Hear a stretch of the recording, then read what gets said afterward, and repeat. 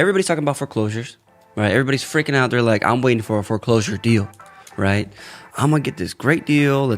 Tell me what's going on with that, right? Where are there going to be a big thing of foreclosures really happening that people are saying, just all this stuff.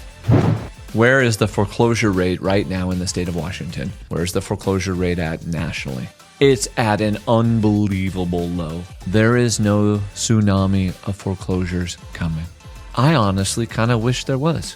We sell properties for banks, and it gets investors good deals. 2008 is not happening. You missed it. Oh well, find a new way to make money. What these banks are doing and what they learned during the great financial crisis and then also during the pandemic is they learned really well the punt maneuver in football. The team is backed into a corner. They don't like the ball over there. They pick up the ball, they punt it. It goes really high in the air, floats for a long period of time, but it's all the way down the field so they can deal with it later. That's what banks are doing right now. We also call it the extend and pretend. We're just going to extend your loan and pretend. How do we know this is happening? Go to the FHA website, look up their delinquency rate, and then look up their foreclosure rate. Their delinquency rate is much higher than their foreclosure rate, so they're actually not foreclosing. Are these banks foreclosing? No. Are there more foreclosures than there previously was? Yes, but you have to realize we hit like a 30 or a 40-year low in foreclosures. So when you're at the bottom, you have to come up a little bit. We're not even back yet to the historical average of foreclosures. So people saying foreclosures are rising, they're rising, but they're not even back to normal. And the banks aren't even going to let it get to normal, number one. Number two, what happened to appreciation over the last few years? Gone up? Like a little? Crazy. Bing, there we go. Stupid crazy. Stupid crazy. Technical term. So basically, people's equity and appreciation shot up like a rocket. Every foreclosure that we've talked to, that our team has talked to, what do they have? Equity. Crazy amounts of equity. So if they're behind, all they have to do is sell it. Also, did you hear what Ricky said about kind of the mindset of the people he did talk to that are going into foreclosure? What'd they say? They just say, I'll deal with it later. I can do this. It's fine. We're working on it. I was here in the great financial crisis. All I did was bank-owned properties, foreclosures, short sales, and things like that. They didn't say we're working on it, we can fix it, we have equity, we have a way out. No, they called them jingle keys because they would throw the keys in an envelope because there was no hope, no way out, no bank talking to you, and they would mail the keys back to the bank and they just walk out.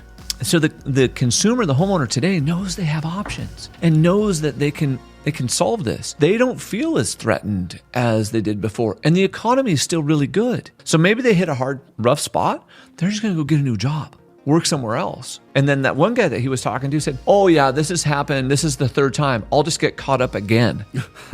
And you're thinking in your mind, like, how could, like, that hurts my... That's so scary. That's so scary. But that hurts my intestines thinking about it. Yeah. Some people are just like that. Some people are, they're better built for that. The consumer believes they will solve this problem. And in the data, there's no massive amount of them coming. So it's not an issue.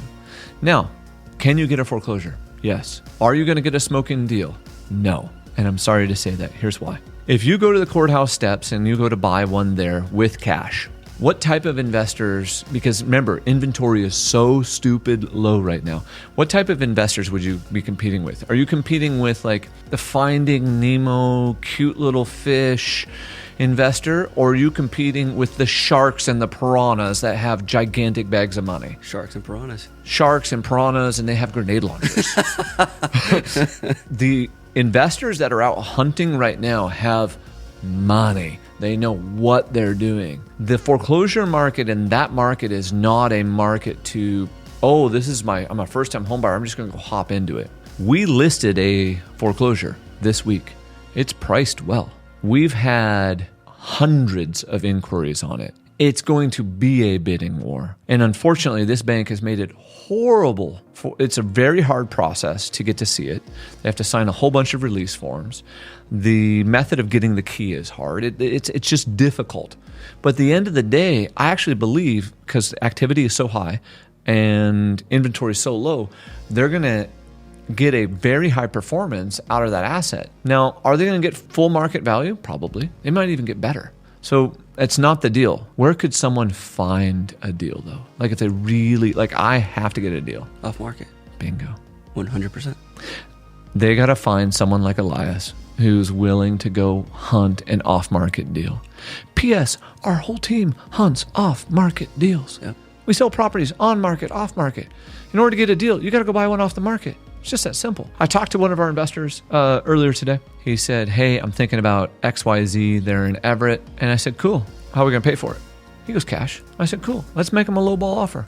Tell them we'll look at it for 2 days and we'll close it in 10. If somebody gets an offer like that and it's not on the market, it's got a 2-day inspection, 10-day close. If they are like super motivated and for some reason or another in life, they've got to take that type of an offer, they're going to take it. Yep. But on the market, you're generally going to pay a retail price. If you want a wholesale price, well, then we got to go hunting. P.S. You also have to be prepared for the mental anguish and the property to not be in perfect condition and things like that if we're going to hunt off the market.